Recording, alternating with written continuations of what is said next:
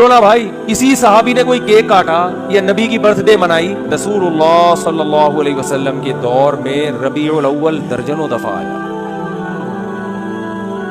आप सल्लल्लाहु अलैहि वसल्लम की दुनिया से जाने के बाद का टाइम भी अगर मिलाया जाए और आपका टाइम मिलाया जाए तो दर्जनों बार आया है। यानी कोई एक ज़ईफ से ज़ईफ रिवायत भी नहीं मिलती कि इस महीने को सहाबा किराम ने दूसरों महीनों से कोई अलग हैसियत दी हो, कहीं भी नहीं मिलता। हत्ता के रसूलुल्लाह सल्लल्लाहु मुबारक हो शहे कौनैन तशरीफ लाए, मुबारक हो अल्लाह का महबूब जलवागर हुआ। हर जानवर दूसरे जानवर को मुबारकबादी दे रहा था। मैंने ये रिवायत पढ़ी तो फिर एहसास हुआ कितने खुश नसीब थे वो चार पैर के जानवर जो मेरे आका की आमद पर खुशियां मना रहे थे। इस दो पैर के गलीज जानवर से तो वो अफजल थे। जिसको मीलादे मुस्तफा की बात पर ही शिर्क और बिदात के फतवे याद आ जाते हैं, कुफ्र के फतवे याद आ जाते हैं। और सुन्नियों को छेड़ना इस तौर पर साहबा ने नहीं मनाया, ताबईन ने नहीं मनाया, औलिया ने नहीं मनाया, सिर्फ बरेलवी मना रहे हैं। ये सारी चीजें, इसका भी मैं जवाब आपके सामने रखूं। ये सवाल कि मक्का में हुजूर पैदा हुए लेकिन मक्का में कभी हुजूर की मिलाद नहीं मनाई गई थी। जिस साल हुजूर पैदा हुए उस साल तो कोई हुजूर का आने का जश्न नहीं मनाया गया था। ये पट्टी पढ़ाते हैं, उनसे पूछो मियाँ जब हुजूर पैदा हुए थे तो मक्का में काफिर थे कि ईमान वाले थे? जब हुजूर पैदा हुए थे कौन लोग थे मक्का में? सब कुफ्फार और मुशरिकीन थे, सिवाय हजरत आमिना और हजरत अब्दुल मुत्तलिब के मुआहिदीन की जमात ज्यादा नहीं थी। सब कुफ्र और शिर्क में मुब्तला थे। तो तुम ये दलील देते हो कि हुजूर जब पैदा हुए कोई खुशियां उस तरफ नहीं मना रहा था। अरे मियाँ उस वक्त तो कुफ्फार और मुशरिकीन थे, अगर तुम्हारा भी ताल्लुक उन्हीं से है तो हमें कोई बात नहीं, कोई एतराज की बात नहीं। तुम्हारी रिश्तेदारी भी अगर उन्हीं लोगों से है जो मक्का के बुत परस्त थे तो हम आपसे कोई गिला नहीं करते। हाँ, खुशियां मनाई थी किसने?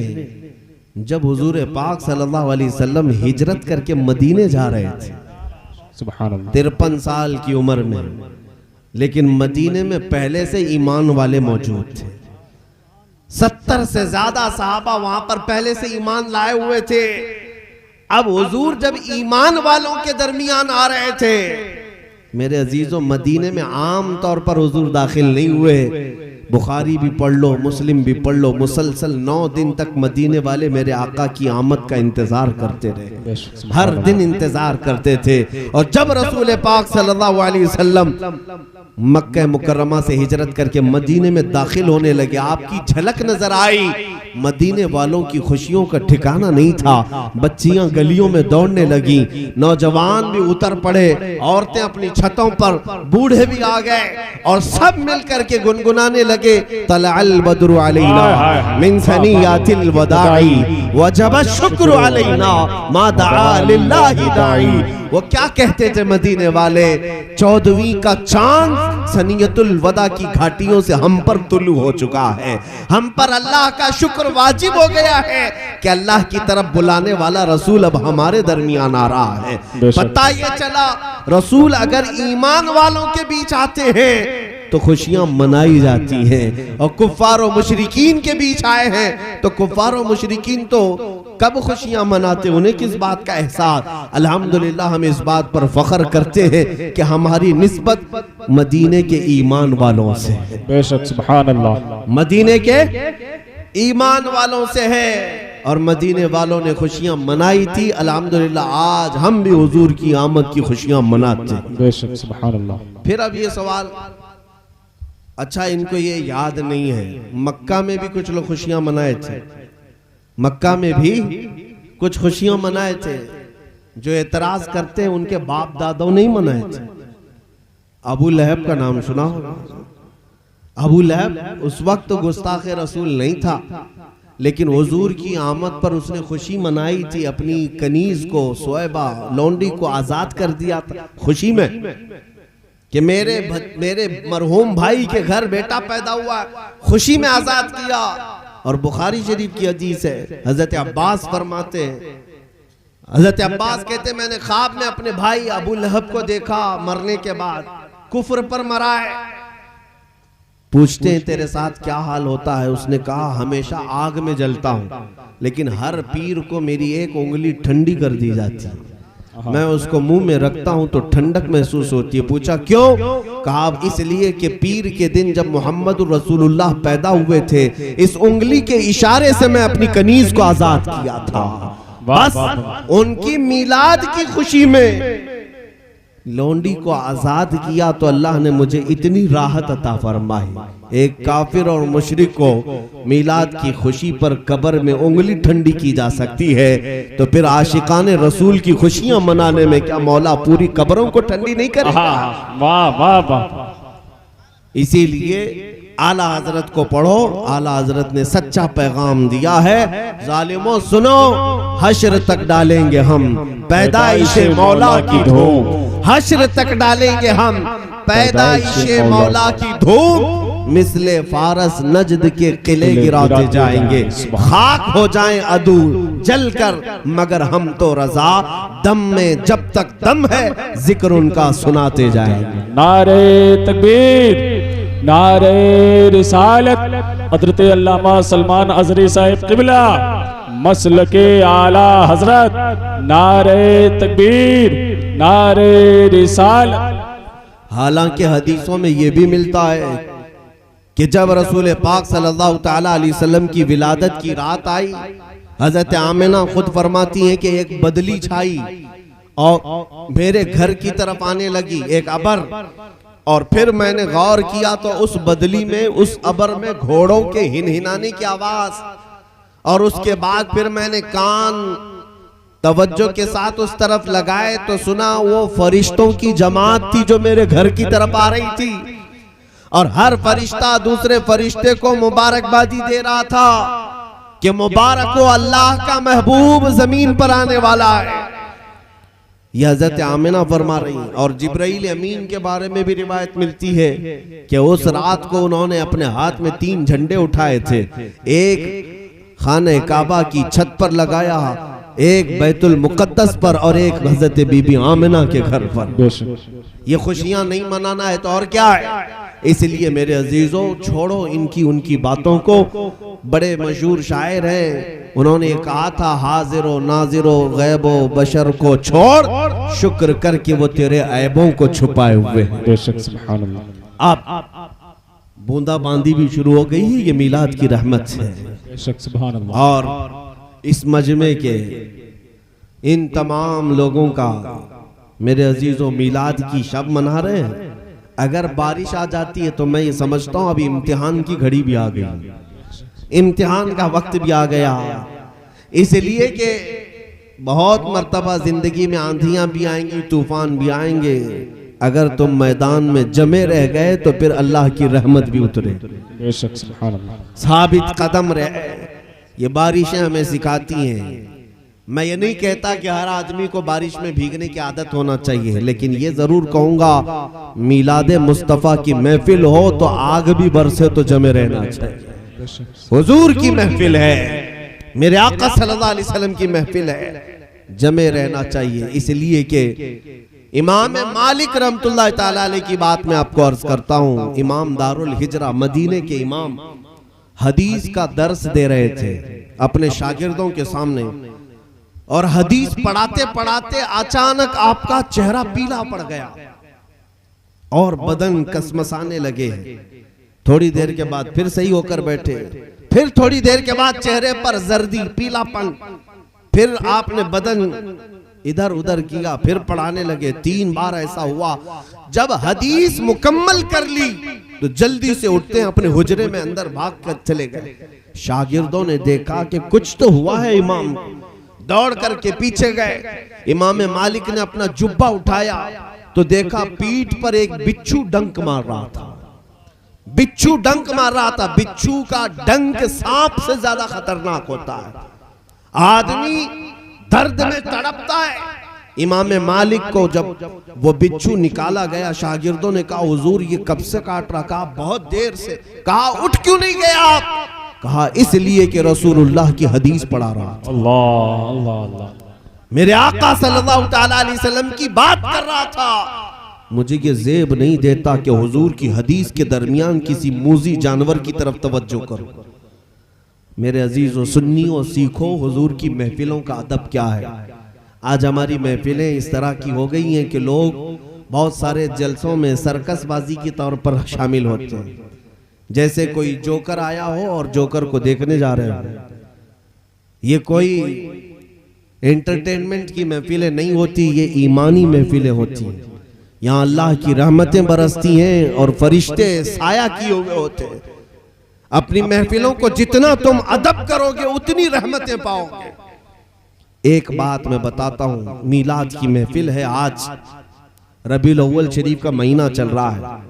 मिस्र के एक बड़े बुजुर्ग है शेख हसनुल बन्ना, वो मौलूद की महफिल अपने घर में रखते थे हर हफ्ते, लेकिन जब 12वीं शरीफ होती थी बहुत बड़ी महफिल रखते, सारे उलमा को बुलाते थे, सारे उलमा को। 12वीं शरीफ की महफिल थी और सारे उलमा आए थे, रात भर मजलिसे मीलाद चलती रही, हुजूर की बारगाह में कसीदे पढ़ते रहे। और उसके बाद जब सुबह सादिक का वक्त होता है तो सारे उलमा खड़े होकर बारगाह मुस्तफ़ा में सलाम पेश करते हैं, मिठाइयाँ तकसीम करते हैं। शेख हसनुल बन्ना के घर उस दिन सारे उलमा मशाइख सब थे, रात भर महफिल चली, मिठाइयाँ तकसीम हुई। जब फजर की नमाज का वक्त आया तो सब करीब की मस्जिद में नमाज के लिए गए। जैसे ही नमाज हुई मस्जिद से ऐलान होता है मुअज्जिन की तरफ से कि शेख हसनुल बन्ना की छोटी बेटी का इंतकाल हो चुका। नमाज जनाजा फजर की नमाज के बाद है। रात भर जिनके घर में मौलूद की महफिल चल रही थी, उसी शेख की बेटी के मौत का ऐलान। सारे बुजुर्ग चौंक गए, हम रात भर उनकी महफिल में बैठे थे, अभी अचानक बेटी का इंतकाल कैसे हो गया, और फिर अभी इतनी जल्दी से जनाजा भी रख दिया आपने। दौड़े दौड़े सब मशाइख उलमा फिर से घर आए। शेख हसनुल बन्ना से पूछा कि ये कैसे हो गया, रात भर तो आप हमारे साथ थे महफिल में, कैसे अचानक इंतकाल हुआ। शेख हसनुल बन्ना कहते हैं हकीकत में मेरी बेटी का इंतकाल मगरिब के बाद ही हो चुका था, रात को ही हो चुका था। हमने अपनी बेटी की लाश पर चादर उड़ा दी। मैंने अपनी बीवी से भी कह दिया आज मेरे मुस्तफ़ा की मौलूद की महफिल है, मेरी बेटी की मौत का गम हुजूर की आमद की खुशी पर गालिब आने ना पाए। हम हुजूर पाक की महफिल मौलूद में हैं, लिहाजा बेटी की मौत की खबर नहीं सुनानी है जब तक ये मजलिस मौलूद ना हो जाए। अल्लाह अल्लाह, सारे मशाइख उलमा रो पड़े कि हुजूर की महफिल का अदब करने के लिए अपनी बेटी की मौत तक को इन्होंने पूरे लोगों पर जाहिर होने नहीं दिया सुबह तक। ये महफिल मौलूद का अदब है मेरे अजीजों। हमारे उलमा ने ये सिखाया हमें, हमारे मशाइख ने हमें सिखाया है। लोग आज तो जलसों को और मौलूद की महफिलों को यूं ही समझते हैं, बल्कि होना ये चाहिए कि कोई एक बंदा भी बेवजू ना बैठे, बेवजू ना बैठे। मैं तो बहुत सारे जलसों को देख रहा हूं, पान खाते, गुटखा खाते, तंबाक रगड़ते, बीड़ी पीते जलसों में शरीक है। तुम क्या देखने आए हो? हम अपने जलसों के बारे में तो ये कहते हैं हम महफिलें इसलिए सजाते हैं वो आएंगे, आते होंगे, अभी आएंगे, यही सोच के हमने महफिल को सजा रखा। हमारा तो ये कहना है वो आएंगे, आते होंगे, अभी आएंगे, यही सोच के हमने महफिल को सजा रखा है। जब हमारी महफिलें हुजूर की आमद का इंतजार करती हैं तो मेरे अजीजों, मामूली आदमी के इंतजार में आप अपने कपड़े सही कर लेते हो, रसूल पाक की आमद के लिए अपने पूरे तन बदन को सही करना चाहिए। अपने जिस्म के अंदर और अपनी रूह के अंदर अदब आ जाए। हुजूर पाक सल्लल्लाहु ताला अलैहि वसल्लम की आमद का वक्त है, इसीलिए मैं महफिलों का अदब भी तुम्हें सिखा जाता हूँ। तुम सुन्नी हो, इसीलिए आला हजरत फरमाते हैं मोमिन वो है जो उनकी ताजीम पे मरे दिल से। मोमिन वो है जो उनकी ताजीम पे मरे दिल से। नजदी भी तो करता है उनकी ताजीम मरे दिल से, नजदी भी तो करता है उनकी ताजीम मरे दिल से। मरे दिल से। तुम सुन्नी हो, मोमिन हो, हुजूर की इज्जत पर मर मिटो, नबी पाक सल्लल्लाहु ताला अलैहि वसल्लम के लिए अदब रखो। हत्ता के हुजूर पाक सल्लल्लाहु ताला अलैहि वसल्लम का अदब जानवरों में भी है, जानवरों में भी है, शजर और हजर में भी है, पत्थरों में भी है। अल्लाह के हबीब सल्लल्लाहु ताला अलैहि वसल्लम के पास एक गधा जंगे खैबर में तोहफे के तौर पर पेश किया गया था। वो गधा हुजूर से गुफ्तगू करता है, हुजूर से अर्ज करता है, या रसूल अल्लाह, मैं उन गधों की नस्ल में हूं कि मेरे बाप दादाओं की सब पीठ पर अंबिया ही सवारी किया करते थे। मैं उन गधों के नस्ल का आखिरी गधा हूं और आप रसूलों के सिलसिले में आखिरी रसूल हैं। वो गधा ये कहता है कि या रसूल अल्लाह, मैं एक यहूदी के कब्जे में था, मेरा मालिक एक यहूदी, लेकिन अब तक उस यहूदी को मैं अपनी पीठ पर बैठने नहीं दिया। जब भी वो बैठता मैं उसे गिरा देता था। गधा जानवर। हुजूर पाक पूछते, वो तेरा मालिक था, क्यों गिरा देता? गधा कहता, मेरी माँ ने मुझे वसीयत की थी कि पीठ संभाल कर रखना, इस पर सैयदुल अंबिया सवारी करे। वाह वाह वाह। जानवरों में रसूल पाक सल्लल्लाहु अलैहि वसल्लम का अदब है, उम्मतियों में किस कदर अदब होना चाहिए। इसीलिए अल्हम्दुलिल्लाह बरेली से जिनकी निस्बत है, हुजूर का नाम आते ही वो अंगूठे भी चूम लेते हैं, और अगर हुजूर का सलाम होने लगे तो बैठे हैं तो खड़े हो जाते हैं। बेशक। ये अदब है या नहीं है? अदब है या नहीं? लोग अभी तक इन्हीं एतराजात में हैं कि तुम खड़े होकर सलाम पढ़ते हो, ये कहां से साबित है, वो कहां से साबित है। नेताओं के लिए खड़े हो जाते हो, इसका कोई सबूत पूछते भी नहीं।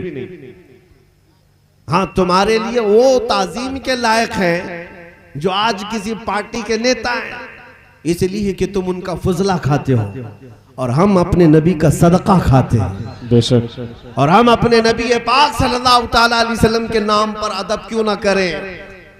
तुर्की में एक बुजुर्ग थे, अभी इंतकाल हुआ चंद सालों पहले, 96 साल की उम्र हो चुकी थी उनकी, 96 ईयर्स। मैंने करीब से देखा, वो अगर कुर्सी पर बैठते हैं, हुजूर पाक सल्लल्लाहु ताला अलैहि वसल्लम के मुतालिक अगर खुतबा दे रहे हैं, बयान कर रहे हैं, अगर हुजूर का नाम आ गया जुबान पर तो बैठ करके तकरीर में कभी आपका नाम नहीं लिया, खड़े हो जाया करते। अगर एक तकरीर में हुजूर अकरम सल्लल्लाहु ताला अलैहि वसल्लम का नाम 60 बार आ जाए, 60 बार वो खड़े होते। सुभान अल्लाह, सुभान अल्लाह। कभी बैठ करके नबी पाक का नाम नहीं लिया। ये अदब था। सुल्तान महमूद गजनवी का नाम सुना है?